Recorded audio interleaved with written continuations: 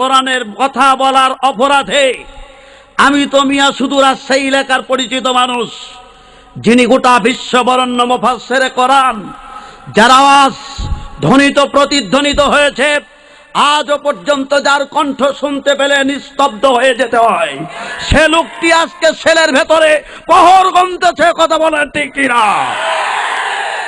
আমরা সেই সৈনিক।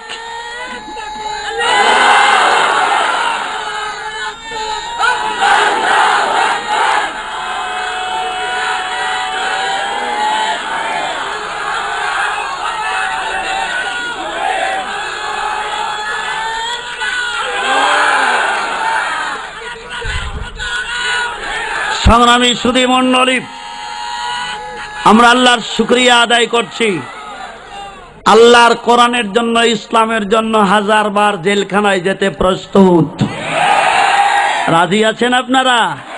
কারা কারা রাজি? হাত উঁচু করে দেখাও মুসলমান।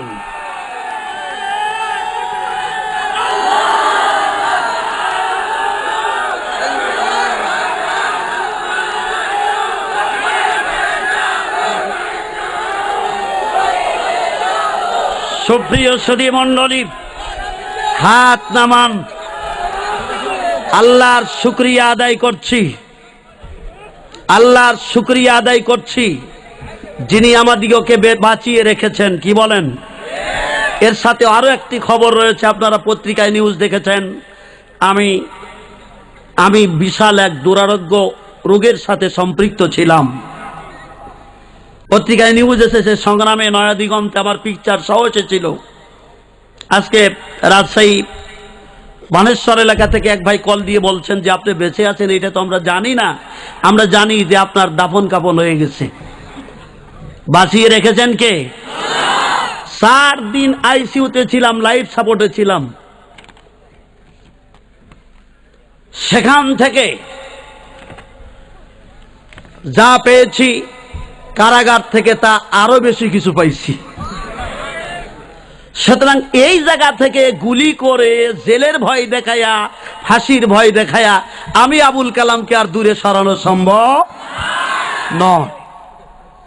প্রিয় ভাইয়েরা, এই জন্য জাল্লার অসংখ্য নাফরমানি করার পরেও যিনি আমাদিগকে আলো বাতাস দিয়ে, অক্সিজেন দিয়ে বাঁচিয়ে রেখেছেন, ওই মহান সম্রাট,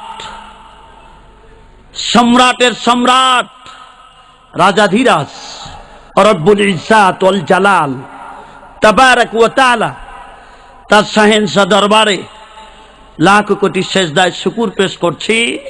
সকলে পড়ছি আলহামদুলিল্লাহ। জোরে সোরে পড়ছি আলহামদুলিল্লাহ। রব্বানা লাকাল হামদ হামদান কাসীরান তাইয়িবান মুবারাকান ফীহি ইয়া রাব্বি।